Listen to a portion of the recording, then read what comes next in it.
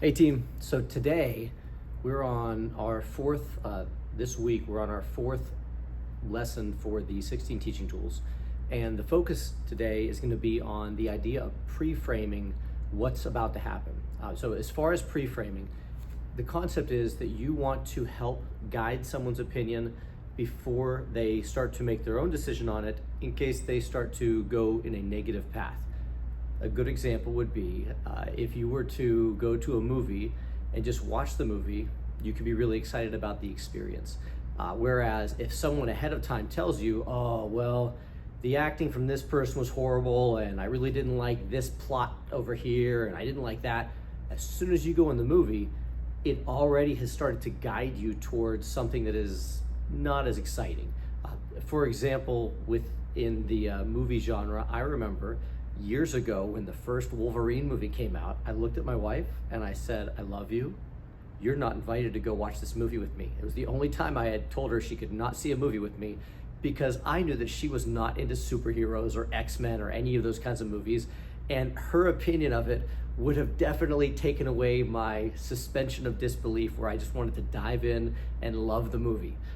So that said, within karate classes, we want to do the same. We want to do our best to encourage students to have a positive mentality.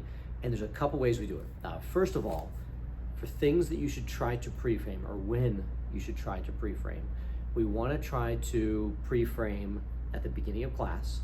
And so right when you're starting class, it is fantastic if you can tie whatever the life skill theme is. If we're talking about confidence, we tie that into pre-framing what we're going to be doing. If we're talking about self-discipline or self-control in classes, then you try to tie in the idea of, doing these moves we're going to be doing. It requires some self-control to work on keeping your balance in place and not give up when things are tough. So, beginning of class, tying in whatever the life skill is into what we're doing, tying it in during almost every move if you can. The more you can pre-frame your enthusiasm for each technique and every drill you're going to do, the more excitement that the students feel, and it helps offset having one student in class saying, oh, push-ups again, or whatever it is. You want to try to keep people excited and enthusiastic. And then beyond that, pre-framing what's to come later in their training. As far as martial arts goes, there's a whole world of what they get to do later. And so I want to make sure that they're not only excited about what they're learning now, but I want to try to show them like the cool things that they're going to get to do later. So when we're in the beginner class, there are times we will try to pre-frame things that are going to happen in the intermediate level or at the black belt level so that they can still be excited about what they're doing now and see how it's going to start to play out later on when they learn more moves. All right, the next part of this. So as far as when before class, throughout the entire class, and then at the end of class or during class to pre-frame the future. The other side is, as far as pre-framing, you want to try to pre-frame a couple different types of things. One being physical challenges. So if they're going to be doing something physically difficult, push-ups, sit-ups, leg holds, doesn't matter what the physical challenge is, a lot of cardio type drilling, if they're going to work hard, it's good to pre-frame ahead of time that you're proud of effort. You're proud of how you feel about yourself. You're proud of yourself when you work hard. You're proud of your students when they work hard, so that when you go into the workout, they can be like, oh yeah, these are gonna be tough. I'm gonna be really good at this because I'm not gonna give up. The second type of thing you want to try to pre-frame are difficult techniques to learn or difficult combinations, things that require more technical skill. Nunchucks are a fantastic example. There's a lot of nuance to what you do with the nunchucks. There's a lot of nuance to joint locks and different types of takedowns and drills that we do. So when you're doing those, you want to pre-frame to the students the idea that you're not just proud of them getting a move right.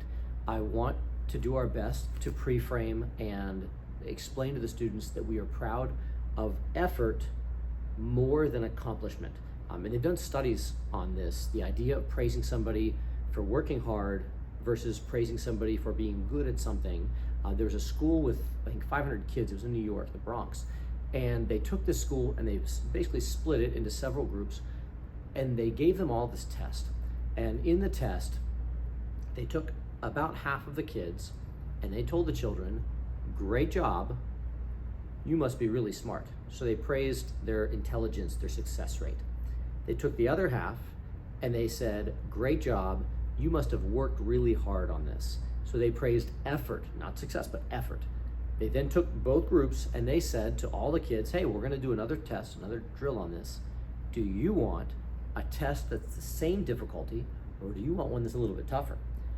And the children that were praised for looking intelligence said, give me the same level test. The majority of them did. So give me the same level test. They wanted to look smart again.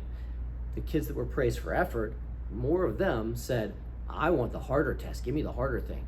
It didn't matter which test they picked. They were going to give both groups a harder test either way.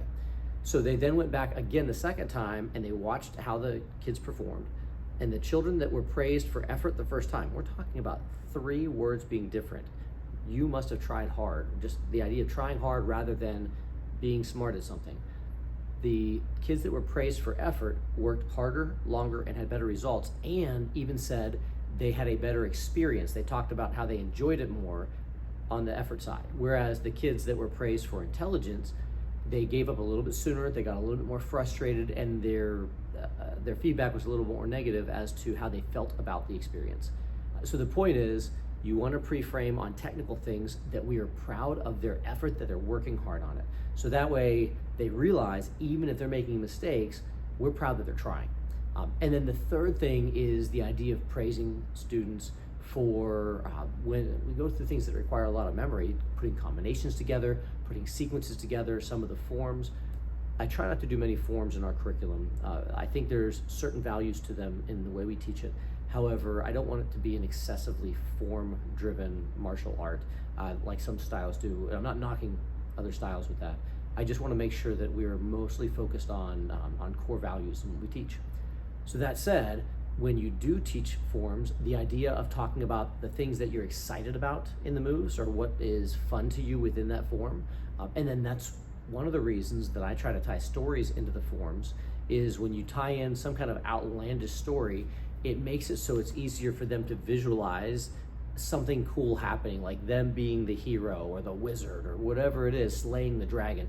So they feel like they're in the story, which makes it easier to memorize what they're going through as well.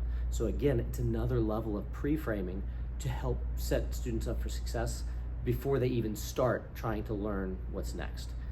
I think that's it for now. I will see you guys in class. Good luck. Bye.